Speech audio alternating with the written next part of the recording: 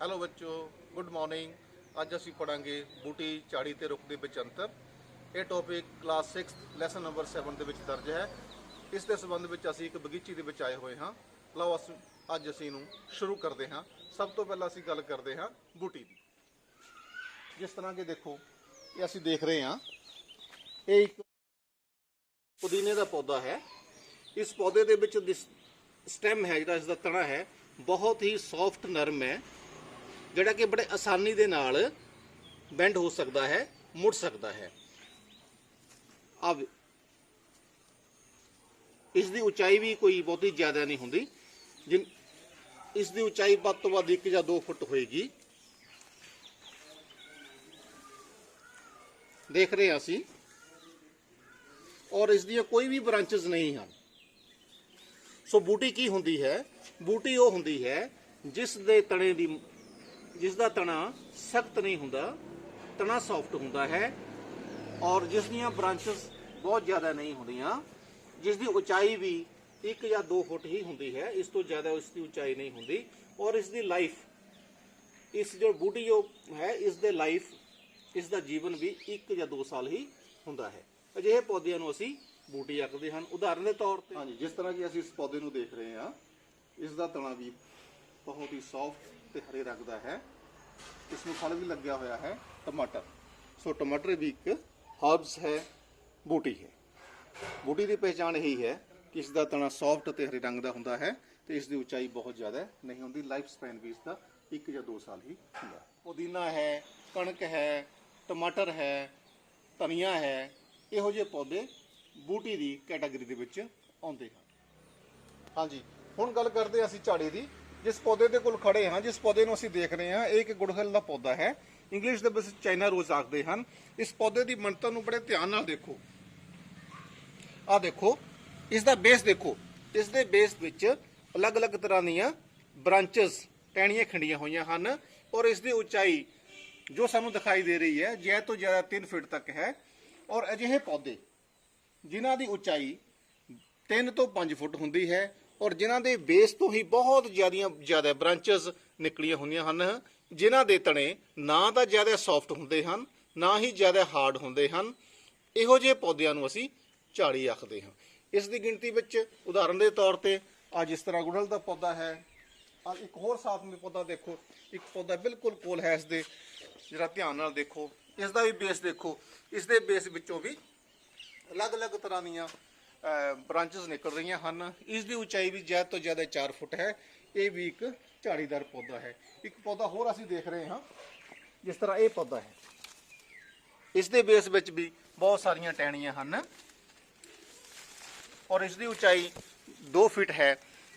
ਔਰ ਇਸ ਦਾ ਵੀ ਜੋ ਸਟੈਮ ਹੈ, ਨਾ ਤੋਂ ਜ਼ਿਆਦਾ ਸੌਫਟ ਹੈ ਤੇ ਨਾ ਹੀ ਜ਼ਿਆਦਾ ਹਾਰਡ ਹੈ। ਇਹ ਵੀ ਝਾੜੀ ਦੀ ਕੈਟਾਗਰੀ ਦੇ ਵਿੱਚ ਆਉਂਦਾ ਹੈ। ਹਾਂਜੀ, ਇਹ ਇੱਕ ਨਿੰਬੂ ਦਾ ਪੌਦਾ ਹੈ। ਜਿਸ ਤਰ੍ਹਾਂ ਕਿ ਅਸੀਂ ਦੇਖ ਰਹੇ ਹਾਂ, ਇਸ ਦਾ ਸਟੈਮ ਤਣਾ ਵੀ ਜ਼ਿਆਦਾ ਮੋਟਾ ਨਹੀਂ ਹੈ, ਔਰ ਇਸ ਦੀਆਂ ਬ੍ਰਾਂਚਸ ਵੀ ਬੇਸ ਵਿੱਚੋਂ ਹੀ ਜ਼ਿਆਦਾ ਨਿਕਲੀਆਂ ਹੋਈਆਂ ਹਨ। ਇਹੋ ਜਿਹੇ ਪੌਦਿਆਂ ਨੂੰ ਅਸੀਂ ਝਾੜੀ ਦੇ ਕੈਟਾਗਰੀ ਦੇ ਵਿੱਚ ਰੱਖਦੇ ਹਾਂ। ਜਿਸ ਤਰ੍ਹਾਂ ਕਿ ਅਸੀਂ ਇੱਕ ਹੋਰ ਪੌਦਾ ਦੇਖ ਰਹੇ ਹਾਂ, ਇਸ ਦੇ ਬੇਸ ਦੇ ਵਿੱਚੋਂ ਵੀ ਬਹੁਤ ਸਾਰੀਆਂ ਇਕੱਠੀਆਂ ਬ੍ਰਾਂਚਸ ਨਿਕਲਦੀਆਂ ਹਨ। ਉਚਾਈ ਇਸ ਦੀ ਵੀ 3 ਤੋਂ 4 ਫੁੱਟ ਤੱਕ ਹੈ।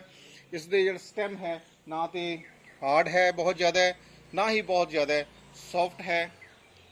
ਇਹ ਇੱਕ ਰੋਜ਼ ਪਲਾਂਟ ਹੈ। ਇਸ ਨੂੰ ਵੀ ਅਸੀਂ ਝਾੜੀ ਦੀ ਕੈਟਾਗਰੀ ਦੇ ਵਿੱਚ ਹੀ। ਇਹਨਾਂ ਦੋਨਾਂ ਪੌਦਿਆਂ ਦੇ ਵਿੱਚ ਅਸੀਂ ਕੀ ਫਰਕ ਵੇਖਿਆ ਹੈ? ਇਸ ਤੋਂ ਪਹਿਲਾਂ ਅਸੀਂ ਪੁਦੀਨੇ ਦਾ ਪੌਦਾ ਦੇਖਿਆ ਸੀ। ਪੁਦੀਨੇ ਦੇ ਪੌਦੇ ਦਾ ਤਣਾ ਜਿਹੜਾ ਸੀ, ਉਹ ਹਰੇ ਰੰਗ ਦਾ ਸੀ, ਸੌਫਟ ਸੀ, ਉਚਾਈ ਉਸਦੀ ਘੱਟ ਸੀ, ਪਰ ਕੰਪੈਰੀਟਿਵਲੀ ਉਸਦੇ ਜਿਹੜਾ ਪੌਦਾ ਹੈ ਜਿਸ ਦੇ ਕੋਲ ਅਸੀਂ ਖੜੇ ਹਾਂ, ਇਹ ਇੱਕ ਰੋਜ਼ ਪਲਾਂਟ ਹੈ। ਇਸ ਦੀਆਂ ਬ੍ਰਾਂਚਸ ਬੇਸ ਵਿੱਚੋਂ ਨਿਕਲਦੀਆਂ ਹਨ, ਔਰ ਇਸ ਦਾ ਤਣਾ ਜਿਹੜਾ ਹੈ ਪੁਦੀਨੇ ਦੇ ਕੰਪੈਰੀਟਿਵਲੀ ਜ਼ਿਆਦਾ ਹਾਰਡ ਹੈ। ਉਚਾਈ ਵੀ ਇਸ ਦੀ ਜ਼ਿਆਦਾ ਹੈ। ਇਸ ਦਾ ਲਾਈਫ ਸਪੈਨ, ਇਹ ਜਿਹੜੀ ਝਾੜੀ ਹੈ, ਇਹ 5 ਤੋਂ 10 ਸਾਲ ਤੱਕ ਇਸ ਦੀ ਲਾਈਫ ਹੁੰਦੀ ਹੈ। ਸੋ ਤੀਜੀ ਕੈਟਾਗਰੀ ਦੀ ਅਸੀਂ ਗੱਲ ਕਰਦੇ ਹਾਂ, ਰੁੱਖ। ਹੁਣ ਅਸੀਂ ਇੱਕ ਰੁੱਖ ਦੇ ਕੋਲ ਚੱਲਦੇ ਹਾਂ। ਹਾਂਜੀ, ਜਿਸ ਪੌਦੇ ਦੇ ਕੋਲ ਖੜੇ ਹਾਂ, ਇਹ ਪੌਦਾ ਅਸੀਂ ਪਹਿਲਾਂ ਜੋ ਪੌਦੇ ਦੇਖੇ ਹਨ, ਕੰਪੈਰੀਟਿਵਲੀ ਉਹਨਾਂ ਦੇ ਉਚਾਈ ਇਸ ਦੀ ਬਹੁਤ ਹੀ ਜ਼ਿਆਦਾ ਹੈ। ਤੁਸੀਂ ਦੇਖ ਸਕਦੇ ਹੋ, ਘੱਟ ਤੋਂ ਘੱਟ ਉਚਾਈ ਦੀ 20 ਤੋਂ 25 ਫੁੱਟ ਤੱਕ ਹੋਏਗੀ। ਔਰ ਇਸ ਦਾ ਸਟੈਮ ਦੇਖੋ, ਇਸ ਦਾ ਸਟੈਮ ਪੂਰੀ ਤਰ੍ਹਾਂ ਬੁੱਢੀ ਹੈ, ਜਿਹੜਾ ਕਿ ਬਰਾਊਨ ਕਲਰ ਦਾ ਹੈ, ਹਾਰਡ ਹੈ, ਇਸ ਨੂੰ ਬੈਂਡ ਨਹੀਂ ਕੀਤਾ ਜਾ ਸਕਦਾ। ਇਹੋ ਜਿਹੇ ਪੌਦੇ ਜਿਨ੍ਹਾਂ ਦਾ ਸਟੈਮ ਹਾਰਡ ਹੁੰਦਾ ਹੈ, ਜਿਨ੍ਹਾਂ ਨੂੰ ਬੈਂਡ ਨਹੀਂ ਕੀਤਾ ਜਾ ਸਕਦਾ, ਜਿਨ੍ਹਾਂ ਦੀ ਉਚਾਈ ਬਹੁਤ ਜ਼ਿਆਦਾ ਹੁੰਦੀ ਹੈ ਔਰ ਇਹਨਾਂ ਦਾ ਲਾਈਫ ਸਪੈਨ ਵੀ ਲੰਬਾ ਹੁੰਦਾ ਹੈ, ਇਹੋ ਜਿਹੇ ਪੌਦੇ ਨੂੰ ਅਸੀਂ ਰੁੱਖ ਆਖਦੇ ਹਾਂ। ਹਾਂਜੀ, ਇਸ ਸਮੇਂ ਅਸੀਂ ਇੱਕ ਅੰਬ ਦੇ ਰੁੱਖ ਦੇ ਸਾਹਮਣੇ ਖੜੇ ਹਾਂ। ਜਿਸ ਤਰ੍ਹਾਂ ਕਿ ਅਸੀਂ ਦੇਖ ਰਹੇ ਹਾਂ, ਇਸ ਨੂੰ ਫਲ ਵੀ ਲੱਗਿਆ ਹੋਇਆ ਹੈ। ਇਸ ਦਾ ਸਟੈਮ ਅਸੀਂ ਦੇਖ ਰਹੇ ਹਾਂ ਬਰਾਊਨ ਕਲਰ ਦਾ ਹੁੰਦਾ ਹੈ, ਬੁੱਢੀ ਹੈ, ਬਹੁਤ ਹੀ ਹਾਰਡ ਹੈ, ਇਸ ਦੀ ਉਚਾਈ ਵੀ ਬਹੁਤ ਜ਼ਿਆਦਾ ਹੈ। ਇਹੋ ਜਿਹੇ ਪੌਦਿਆਂ ਨੂੰ ਅਸੀਂ ਰੁੱਖ ਆਖਦੇ ਹਾਂ। ਇਹੋ ਜਿਹੇ ਪੌਦੇ ਜਿਨ੍ਹਾਂ ਦੇ ਸਟੈਮ ਤਣੇ ਬਹੁਤ ਹੀ ਸੌਫਟ ਹੁੰਦੇ ਹਨ ਔਰ ਉਹਨਾਂ ਤਣਿਆਂ ਨੂੰ ਸਪੋਰਟ ਦੀ ਜ਼ਰੂਰਤ ਹੁੰਦੀ ਹੈ। ਜਿਸ ਤਰ੍ਹਾਂ ਕਿ ਅਸੀਂ ਦੇਖ ਰਹੇ ਹਾਂ, ਉਹਨਾਂ ਪੌਦਿਆਂ ਨੂੰ ਅਸੀਂ ਬੇਲ ਆਖਦੇ ਹਾਂ। ਇਹ ਦੋ ਤਰ੍ਹਾਂ ਦੇ ਹੁੰਦੇ ਹਨ। ਇੱਕ ਹੁੰਦੇ ਹਨ ਉਹ ਪੌਦੇ ਜਿਹੜੇ ਕਿ ਕਿਸੇ ਹੋਰ ਪੌਦੇ ਦੀ ਸਹਾਇਤਾ ਦੇ ਨਾਲ ਉੱਪਰ ਵੱਲ ਨੂੰ ਚੜ੍ਹਦੇ ਹਨ। ਇਹਨਾਂ ਪੌਦਿਆਂ ਨੂੰ ਅਸੀਂ ਕਲਾਈਂਬਰਸ ਆਖਦੇ ਹਾਂ। ਜਿਸ ਤਰ੍ਹਾਂ ਕਿ ਅਸੀਂ ਦੇਖ ਰਹੇ ਹਾਂ, ਇਹ ਇੱਕ ਅੰਗੂਰ ਦੀ ਵੇਲ ਹੈ, ਇਸ ਦੇ ਤਣੇ ਨੂੰ ਸਪੋਰਟ ਸਹਾਰੇ ਦੀ ਜ਼ਰੂਰਤ ਹੈ। ਸੋ ਇਹ ਇੱਕ ਕਲਾਈਂਬਰ ਹੈ। ਇਸ ਤੋਂ ਇਲਾਵਾ ਦੂਸਰੀ ਜੋ ਵੇਲ ਹੁੰਦੀ ਹੈ, ਉਸ ਨੂੰ ਅਸੀਂ ਰਿੰਗਣ ਵਾਲੀ ਵੇਲ ਆਖਦੇ ਹਾਂ, ਜਿਸ ਨੂੰ ਅਸੀਂ ਕਰੀਪਰ ਆਖਦੇ ਹਾਂ। ਉਹ ਵੀ ਦੇਖਦੇ ਹਾਂ। ਹਾਂਜੀ, ਇਸ ਤੋਂ ਪਹਿਲਾਂ ਅਸੀਂ ਗੱਲ ਕੀਤੀ ਹੈ ਜਿਹੜੀ ਕਿ ਵੇਲ ਪੌਦਿਆਂ ਦੇ ਉੱਪਰ ਚੜ੍ਹਦੀ ਹੈ। ਹੁਣ ਅਸੀਂ ਉਸ ਵੇਲ ਦੀ ਗੱਲ ਕਰਾਂਗੇ ਜਿਹੜੀ ਕਿ ਜ਼ਮੀਨ ਦੇ ਉੱਪਰ ਰਿੰਗਦੀ ਹੈ। ਇਸ ਵੇਲ ਨੂੰ ਅਸੀਂ ਕਰੀਪਰਸ ਆਖਦੇ ਹਾਂ। ਆਹ ਦੇਖ ਲਓ, ਇਸ ਦਾ ਤਣਾ ਬਹੁਤ ਹੀ ਸੌਫਟ ਔਰ ਹਰੇ ਰੰਗ ਦਾ ਹੁੰਦਾ ਹੈ। ਇਸ ਨੂੰ ਰੇਂਗਣ ਵਾਲੀ ਵੇਲ ਆਖਦੇ ਹਨ, ਜਿਹੜੀ ਕਿ ਜ਼ਮੀਨ ਤੇ ਰੇਂਗਦੀ ਹੈ। ਇੰਗਲਿਸ਼ ਦੇ ਵਿੱਚ ਇਹਨੂੰ ਕਰੀਪਰ ਆਖਦੇ ਹਨ।